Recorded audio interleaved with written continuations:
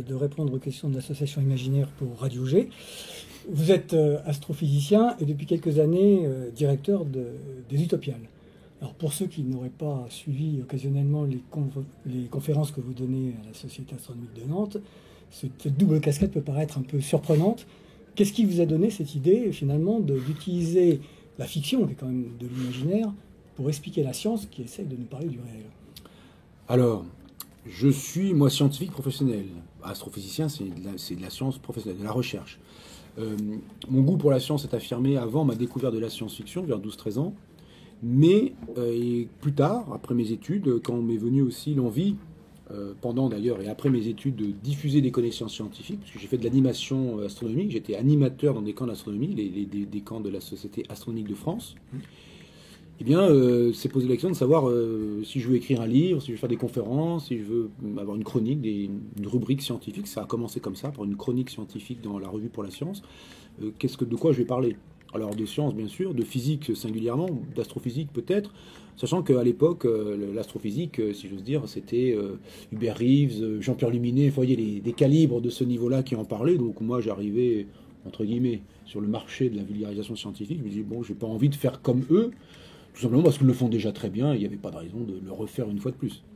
Alors j'ai commencé à parler de physique et à me dire, j'ai eu envie aussi de parler de physique un peu différemment en utilisant ces mondes de fiction que je connaissais bien, parce que je dis de la science-fiction donc depuis que j'ai 12-13 ans, que je connais bien, et qui me paraissaient intéressants parce que dans certaines circonstances, dans certaines situations, dans certains extraits de films, on trouve des éléments sur lesquels on peut mener une enquête scientifique. C'est-à-dire pas seulement dire ah oui, ça ne marche pas. Bon, le public n'est pas dupe, ils savent bien que la science-fiction, ce n'est pas des choses qui sont, quand elles sont montrées, techniquement montrées, sont forcément cohérentes avec notre réel.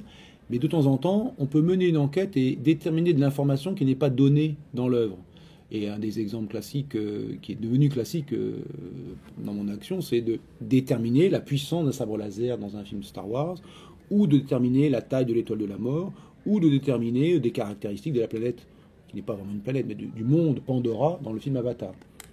Et puis de fil en aiguille, de choisir des scènes, soit de science-fiction littéraire, mais plus volontiers de science-fiction cinématographique, parce que ce sont des œuvres plus connues, singulièrement du jeune public, de les utiliser pour mener une enquête scientifique, c'est-à-dire à la fois de mettre en œuvre des connaissances scientifiques, mais aussi la façon d'ordonner ces connaissances pour répondre à une question. Et la recherche, elle ne se définit pas, la recherche scientifique, et les sciences en général ne se définissent pas par leur sujet d'étude, mais plus par la façon dont elles étudient les sujets qu'elles se sont choisis. Autrement dit, on peut pratiquer les sciences en regardant de la science-fiction, en analysant de la science-fiction. Bien sûr, ce n'est pas de la recherche scientifique. Le CEA, bien sûr, ne me paye pas pour faire ce genre de travail. Bien sûr, il en est ravi, parce que ça donne une visibilité au CEA, parce que ça donne une visibilité à la science, ça fait partie du travail de chercheur de diffuser les connaissances, mais ça montre en action comment un cerveau scientifique s'empare d'une question mal posée. Quand j'entends par mal posée, pour un scientifique, c'est par exemple, quel est l'âge de l'univers? Vous avez un siècle. Je dis un siècle parce que ça fait depuis un siècle que la théorie de la relativité générale a été publiée. Et quel est le fondement scientifique, le fondement théorique qui a permis d'élaborer les modèles d'univers? Puis, les observations en parallèle se sont développées, les télescopes se sont améliorés, les observations cosmologiques se sont améliorées, et on aboutit maintenant à la réponse qui est l'univers a 13,8 milliards d'années. Réponse qui n'a pas toujours été celle-ci dans les temps passés. Donc ça montre comment une question mal posée, quelle est la puissance d'un sabre laser, peut être traitée par un cerveau scientifique, comment on récupère les éléments d'information dans le film pour faire un raisonnement cohérent, et quels éléments de science doit choisir. Il n'y a pas de questions, c'est comme dans les questions de physique, dans les devoirs de physique ou les examens de physique, il n'y a pas les questions, les sous-questions, les valeurs numériques, bref, ce n'est pas mâché, il faut tout créer depuis le début, de la question jusqu'à la réponse plausible. Fait de l'observation, c'est un peu la même méthode qu'utilisent finalement les astrophysiciens. Ils ne peuvent pas toucher ce qu'ils observent, ils sont obligés d'utiliser cette méthode en même temps. Exactement. D'une certaine façon, c'est presque naturel que ce soit un astrophysicien qui ait fait ça, puisque les astrophysiciens, les astrophysiciennes ne peuvent pas reproduire les objets qu'ils étudient en laboratoire, ne font pas d'expérience, ils ne font que des observations du ciel, essentiellement en lumière, puis en lumière visible, puis dans toutes les longueurs d'onde connues, disons des rayons gamma jusqu'aux ondes radio, avec les progrès techniques qui ont permis des détecteurs nouveaux.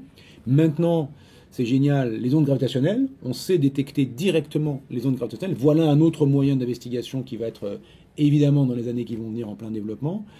Voilà, on ne se contente que d'observer l'univers, on ne peut pas agir dessus, on ne peut pas aller au centre du Soleil pour mesurer sa température, on ne peut pas aller dans les galaxies lointaines pour mesurer leur distance, on n'est pas là avec un chronomètre depuis les débuts de l'univers pour dire « Ah ben oui, il s'est passé telle durée ». Donc au final, on est exactement dans cette situation face au film, de l'information nous en vient par le dialogue des personnages et la lumière du film, les images du film, et de cette information, semble-t-il, assez pauvre, et de ce que l'on sait de la physique d'ici et maintenant, on essaie de construire une représentation cohérente de ce qui est montré dans le film. Quand c'est possible. Bien sûr, ces films de science-fiction, ces œuvres de fiction ne sont pas des documentaires. Il y a bien des situations où ça n'est pas cohérent. Ça n'est pas grave. On les passe. Moi, mon but, ce n'est pas de critiquer en disant « Ah, ce film, il est très mauvais parce que la science est mauvaise. » Je suis « Ah, il est très bien parce que la science est très bien. » C'est absolument pas le but. C'est de montrer, par l'exemple, sur des sujets plaisants, sur des sujets un peu iconoclastes, de montrer comment le raisonnement scientifique s'élabore sur des sujets simples, parce que ce sont des œuvres de fiction, donc il n'y a pas une énorme complexité, une énorme cohérence. Notre monde est beaucoup plus compliqué, il est très cohérent, ça on sait qu'il est cohérent, il est beaucoup plus compliqué, et au lieu de mettre 1 heure ou 2 pour répondre à une question, eh bien on met un siècle ou 2. Et par contre, dans votre dernière conférence à laquelle j'ai assisté là, sur les extraterrestres, on rentrait, je l'ai trouvé, plus dans le concret, là, parce que là, on pouvait peut-être mieux comparer avec l'être humain, les animaux, les... Bien sûr, alors quand on s'intéresse à la question de la vie en dehors de la Terre, de la vie extraterrestre, on rentre dans le concret parce que on doit se poser la question finalement de l'émergence de la vie sur Terre. Et là, pour le coup, on l'a sous la main et on peut éventuellement faire des expériences, faire des manips, faire des observations aussi, chercher des fossiles, chercher de comprendre, élaborer des modèles théoriques éventuellement qui permettront de comprendre comment la vie a pu émerger de la matière inerte, ce qu'on ne sait pas encore faire, on n'a pas encore compris tous les détails de loin. Alors, le problème aussi, c'est qu'on n'a qu'un seul exemple de vie. Enfin, quand je dis qu'un seul, on n'a qu'un seul exemple de lieu, la Terre, où il y a de la vie. Il y a une variété absolument considérable de vie sur la surface de la Terre. Beaucoup de choses sont encore largement inconnues, mais on n'a que ça sous la main. Donc, quand on essaie de se projeter dans la possibilité d'une vie extraterrestre, on est évidemment biaisé par le fait que le seul exemple de lieu habité que nous connaissons, c'est la Terre, même si on cherche des éléments d'une vie fossile passée à la surface de la planète Mars par ces rovers qui arpentent la surface de la planète Mars. Et éventuellement, on a des hypothèses, des envies d'aller chercher, mais sans que ça soit très facile, ailleurs dans le système solaire, par exemple, sous la glace du satellite sous la glace du satellite Europe, un satellite glacé de Jupiter, et dont on sait qu'il y a un océan d'eau liquide en contact avec un sol rocheux. Et au fond des océans terrestres, il n'y a nul besoin de lumière solaire pour que de la vie ait pu se développer au fond des océans, de l'eau liquide en contact avec un sol rocheux. Peut-être est-ce suffisant. On n'en sait rien, on aimerait bien les fouiller. Pour l'instant, c'est assez loin de nos capacités techniques. Alors inversement, est-ce qu'il est arrivé que la science-fiction, dont vous êtes amateur, vous aide dans vos recherches, dans votre travail? Est-ce que le contraire est possible? Alors, personnellement, ça ne m'est jamais arrivé. Je ne crois pas que ça soit déjà arrivé pour quiconque. En revanche, on pourrait dire que la science-fiction et la science ont tous les deux besoin de ressorts communs, qui sont l'imagination. Ce ne sont pas les seuls. Les artistes, les poètes, les auteurs ont besoin d'imagination. En tout cas, science et science-fiction ont besoin de faire preuve d'imagination, de beaucoup d'imagination. Mais ce qui va les différencier, c'est la façon dont science, d'une part, ou science-fiction, d'autre part, vont sélectionner une œuvre pertinente. Pour la science-fiction, une œuvre pertinente, on pourrait dire c'est quelque chose qui fait plaisir au public, qui va se vendre, qui va marcher. Bon, ça c'est une façon de sélectionner les choses, et c'est une façon tout à fait pertinente quand c'est une œuvre qui a vocation à être diffusée. Pour la science, c'est pas ce qui va marcher au sens du succès public, c'est ce qui va marcher au sens de son adéquation au réel, que ce soit un réel d'expérience ou un réel d'observation. Donc la façon dont on sélectionne les œuvres imaginées, les fictions finalement, que construisent à la fois les auteurs, mais aussi les scientifiques pour partie, n'est pas la même. Donc ça, c'est une différence qui va distinguer vraiment la démarche scientifique de la démarche de création d'un auteur de science-fiction. Ensuite, les auteurs de science-fiction, ils piochent dans la science, ça c'est incontestable. Ils prennent des éléments de science, ils le triturent, ils en font quelque chose, et hop, ça participe à une histoire. Alors, ce qui est arrivé parfois, c'est que des idées scientifiques un peu folles, ou pas médiatisées, ou peu connues du public, se retrouvent dans une œuvre de fiction, et se retrouvent dans cette œuvre sert leur médiatisation. Expose au public quelque chose qui sinon serait peut-être resté inconnu, et éventuellement exposé aux yeux d'un public qui est aussi pour partie des scientifiques, disent ah, c'est pas mal ce truc. Et ça réinjecte, ça essaime, ça sème des graines de science prises à un endroit. L'exemple, c'est vraiment l'ascenseur spatial, pris, disons, chez un ingénieur russe et qui se retrouve à essaimer chez des ingénieurs américains qui auraient, sinon, ignoré, peut-être aurait-il tombé sur la même idée, mais en tout cas auraient ignoré cette œuvre russe, et c'est passé par l'intermédiaire de l'œuvre du roman Les Fontaines du Paradis d'Arthur Clarke. Donc, ça sert à essaimer, ça sert à tester, à mettre en valeur aussi parfois, et à vulgariser. Alors évidemment, le but n'est pas la vulgarisation, donc parfois c'est maladroit, voire ça, entre guillemets, trahit l'idée scientifique dont c'est parti, mais à vulgariser, ça on le retrouve dès le début dans Jules Verne, qui essaie, il a une envie didactique aussi, de montrer les sciences, le plaisir qu'on a à comprendre le monde. Il expose alors dans son sous-marin, avec le sous-marin d'abord son fonctionnement, une espèce de merveille mécanique, et puis ensuite, cette merveille mécanique vous permet d'aller au fond des océans et vous découvrez les merveilles du fond de l'océan. Et vous avez une vertu didactique, pédagogie du réel, en passant par une œuvre de fiction où à l'époque le sous-marin existe, mais essentiellement c'est pas beaucoup, sous pas beaucoup d'eau, puis c'est à pédale. L'électricité existe, mais c'est pas encore super développé. Bon, il en met les deux à la fois, il met un salon bourgeois à l'intérieur du sous-marin, et c'est parti. Alors là, c'est la vertu, disons, didactique de la science-fiction qui a eu ça. Et après, il y a aussi la vertu très intéressante de la science-fiction, et là, ça intéresserait peut-être plus les sciences sociales que les sciences dures, c'est Nemo a son sous-marin, mais Jules Verne en tire une conséquence. Puisqu'il a son sous-marin, il peut impunément couler les bateaux.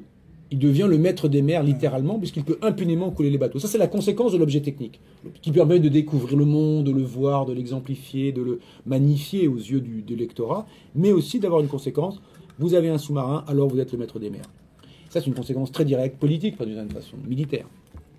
Et donc, la science-fiction, là où elle peut être très utile, c'est en mettant en scène les sciences et les techniques, en les mettant en scène et en envisageant leurs conséquences sur les humains, sur les relations entre les humains individuellement, ou sur les humains en tant que groupe, en tant qu'espèce, eh bien, elle a vertu à questionner notre monde d'humain d'ici et maintenant. Et c'est là où elle est intéressante, peut-être plus pour les sciences humaines que pour les techniques. Elle ne fonde pas de nouveaux domaines techniques, mais en même temps, elle peut interroger sur les scientifiques en disant « Ah, vous qui travaillez sur les robots, vous qui travaillez sur la génomique, vous qui travaillez sur l'intelligence artificielle, alors... » Faire ressortir les questions éthiques. Voilà, il y a des questions qui se posent. Les scientifiques ne sont pas des imbéciles non plus. Ces questions, ils se les posent, évidemment. Ces questions, ils se les posent. Mais là où la science-fiction est intéressante, c'est que les scientifiques se les posent, mais ils pourraient être les seuls à se les poser. Pas les citoyens. Ouais. Et du coup, le regard des citoyens, en passant par ces œuvres de fiction, qui ont aussi une empathie, c'est-à-dire qu'il y a des humains dedans, il y a une histoire, il y a quelque chose qui passe, qui est de l'ordre maintenant de l'émotion, de l'ordre du ressenti, qui n'est pas purement analytique, purement rationnel, purement...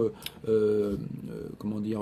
Oui, s'identifier au héros, forcément. Exactement, on est dans l'histoire, on est partie prenante de l'histoire, et du coup, en participant à cette vulgarisation de ces idées, le grand public aussi va venir, entre guillemets, interroger les scientifiques, ou du coup, elle s'interroge sur ces choses-là. Quitte à ce que l'interrogation soit des fois mal posée, mais ça oblige les scientifiques aussi à reposer les bonnes questions, à remettre ça. Et ça crée un débat, éventuellement, entre, disons, le monde scientifique en général et le public. Et son intérêt, il est là, c'est un peu pousser les scientifiques dans leur retranchement.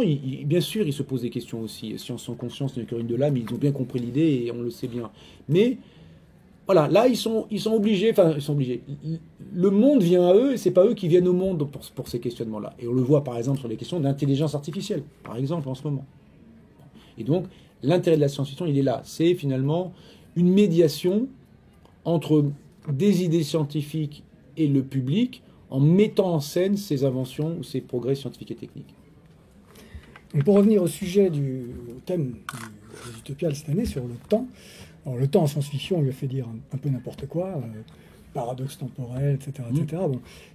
Et en physique, c'est quand même une des notions qui est peut-être la moins bien cernée, bien que ce soit un paramètre qu'on utilise un peu partout. Au niveau de la nature même du temps, je crois qu'on se pose encore beaucoup de questions. Bien sûr. Est-ce que c'était pas un peu un pari risqué de mettre ça comme ça Alors, du point de vue des sciences, évidemment, le temps, c'est une question extrêmement, extrêmement importante. Il n'y a pas du tout un consensus sur ce qu'est le temps, et il y a même plutôt... s'il y a consensus, il y avait, ce serait sur tout à fait le contraire, c'est que la notion de temps en science n'a pas de sens. Alors, le pari n'est pas vraiment risqué, puisque la science-fiction, après tout, on est un festival de science-fiction, le voyage dans le temps, c'est quand même un ressort narratif extraordinaire dans énormément d'œuvres de science-fiction, qu'elles soient littéraires ou cinématographiques. Donc on était tranquille. Il y avait du grain à moudre. Il y avait du grain à moudre. On a invité des scientifiques. Mais on a invité des scientifiques. Et là où c'est intéressant, c'est justement de discuter, de questionner le temps dans différentes disciplines scientifiques, y compris dans les sciences humaines, pour réaliser d'abord que cette notion n'est pas si simple, que le voyage dans le temps, on peut en discuter en physique, mais il faut d'abord avoir compris ce qu'est, ou plutôt n'est pas le temps, et que le temps naturel qui semble s'imposer à nous, on dit « Ah oui, j'ai compris ce qu'est le temps, oui, maintenant explique-moi. Oui, » là c'est compliqué.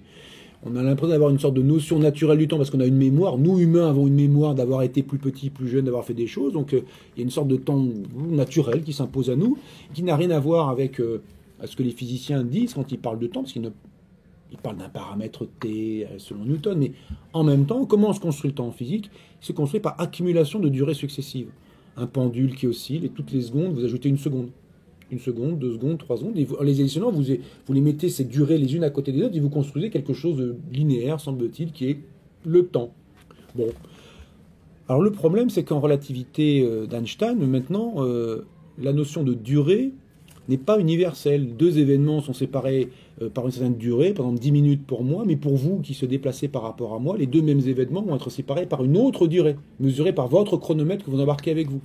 Donc si vous dites le temps s'est construit, c'est ce que fait naturellement, les mouvements périodiques des horloges, les mouvements périodiques des astres, du soleil, de la lune, vous permet de construire un temps par accumulation de durée. Votre histoire personnelle est une accumulation de durées successives dont vous avez la mémoire. Eh bien, en physique, c'est pas du tout ça qui se passe. Vous avez des durées qui séparent 2 événements. Ces durées dépendent de l'observateur. Et donc, construire un temps universel qui serait l'accumulation de des durées universellement reconnues par tout le monde, eh bien, ça n'a pas de sens. Il y a mon temps propre, il y a votre temps propre, et chaque observateur a son temps propre. En même temps, si on n'avait pas tenu compte des équations d'Einstein, les GPS ne fonctionneraient pas. Exactement. Et ces équations d'Einstein, on peut dire, ah oui, mais bon, peut-être Einstein a tort, parce que la science progresse.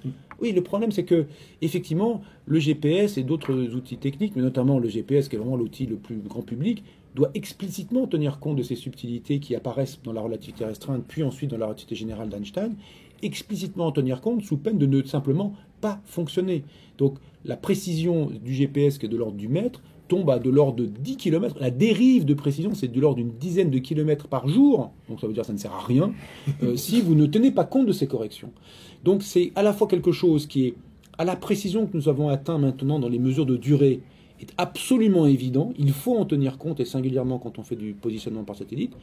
En même temps, dans nos vies de tous les jours, ces corrections sont microscopiques, des millionièmes de secondes par jour. Ça n'a aucun intérêt, nos sens ne le perçoivent pas, et on arrive quand même à s'accorder, et les humains n'ont pas attendu la relativité, à s'accorder sur un temps commun qui représente quelque chose pour moi, qui est ma mémoire de quand j'étais plus petit, il s'est passé des choses, etc. Néanmoins, en physique, cette notion de temps universel n'existe pas, et donc, une fois qu'on a compris ça, on peut réaliser que je peux voyager dans le futur d'un autre observateur, je peux voyager dans votre futur, vous pouvez voyager dans mon futur, ça nécessite des moyens techniques dont nous ne disposons pas, qui ne sont pas rédhibitoires, essentiellement prendre une fusée, voyager à une vitesse très très proche de celle de la lumière et revenir, éventuellement faire un tour pour un trou noir si vous en avez la possibilité. Donc ça c'est possible.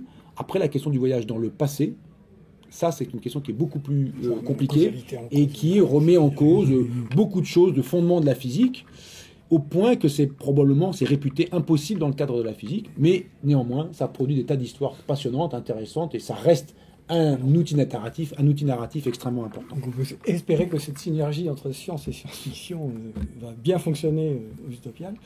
Pour terminer, on va traditionnellement poser question portrait chinois. Si vous étiez une planète, laquelle choisiriez-vous? Alors, une planète du système solaire, je prendrais Saturne parce qu'elle est vraiment spectaculaire pour 2 raisons. La première, c'est qu'elle a ses anneaux énormes, et la deuxième raison spectaculaire, c'est que, sans me vanter, j'ai découvert Saturne à 9 ans. Quand j'ai dit j'ai découvert Saturne, c'est-à-dire que j'avais une lunette, je ne savais pas m'en servir. Mes parents non plus, ils m'ont offert cette lunette pour me faire plaisir, parce que je disais je veux une lunette, ils m'ont offert une lunette. Je regarde le ciel, je ne savais même pas qu'il y avait un petit bouton pour mettre net. Donc je regarde dans ma lunette, je vois des étoiles défocalisées, des taches, avec des couleurs. Les étoiles des couleurs, c'est super, parce que c'était les aberrations chromatiques de la lentille. Je regarde, je dis ouais c'est super, je regarde plein d'étoiles comme ça, je dis ouais bon d'accord, mais c'est pas comme dans les livres. Bon, et puis à la fin ça me lasse un peu. Au bout d'une semaine, j'ai failli presque abandonner l'astronomie. Bon, bon, c'est pas super. Je balayais le ciel doucement pour essayer de voir ce qu'on voit dans les livres. Vous voyez, vous n'avez pas une compréhension de ce qui montre. Vous voyez, tous ces schémas-là sont vraiment intéressants. Je trouvais pas. Je balayais doucement le ciel. Il n'y avait pas la lune. Il y aurait eu la lune, j'aurais pu pointer, me rendre compte qu'il y avait un flou, que ça allait pas. Mais les étoiles, moi, je grossissais les étoiles. Les lunettes, ça grossit. Donc, je voyais les grosses étoiles, c'est normal. je réalise qu'il y a cette molette. En tournant, les étoiles sont des points. Ah ben, ça y est, j'ai compris, c'est le net. Et la première chose que je vise, que j'essaie d'obtenir, je vois ce truc brillant là-bas dans le ciel. Il n'y a toujours pas la lune. Je regarde, c'est Saturne. Alors là, je peux vous dire, je ne l'ai pas perdu. Hein. Je suis resté 2 heures à dire venez voir mes parents, mes soeurs. Et je bougeais pas. Et je la voyais qui sortait, parce que la Terre bouge. Je réalise qu'on voit que la Terre bouge, parce qu'avec le gros bousin, je ne me sens pas vraiment compte. Je dis, il faut que et pendant 2 heures à la main, j'ai essayé de pas, parce que je l'avais eu un peu, peut-être par chance, et j'essaie de pas la perdre. Donc Saturne, ma planète, c'est Saturne. Et si vous étiez un héros de science-fiction? Alors un héros, j'ai peut-être pas de nom à vous donner, mais je serais bien je sais pas, un voyageur, quelqu'un qui a un vaisseau interstellaire et qui voyage, qui a son propre vaisseau, qui voyage dans les étoiles. Alors peut-être, si c'est dans Star Wars, c'est peut-être Han Solo, j'ai pas tout à fait le caractère de Han Solo, mais voilà, j'ai mon vaisseau interstellaire et je me balade, alors peut-être un immense riche du futur, ou un contrebandier du futur, ou je sais pas, quelqu'un qui a, ou un Verlin et un Valérian avec l'Orline, enfin, quelqu'un qui a son vaisseau interstellaire et qui peut voyager dans l'espace librement. Et si vous étiez un rayonnement, en quelle gamme de fréquences vous situeriez-vous? Alors, si j'étais un rayonnement, je choisirais les ondes gravitationnelles, évidemment. Maintenant qu'elles savent qu'elles existent directement, je serais une onde gravitationnelle. Comme ça, j'agis sur toute matière à la vitesse de la lumière, évidemment. Excellent. Et pour terminer, on va vous demander quelle musique souhaiteriez-vous que nous passions à la fin de l'interview? Alors, une musique... le titre, c'est E égale MC2. C'est fait passer c'est du rap dance américain. Je me rappelle plus le nom du chanteur qui fait ça, mais je vais vous donner l'élément, je vais le retrouver sur mon ordinateur. Merci bien. Merci beaucoup pour votre temps. Merci à vous. Je vous le retrouve.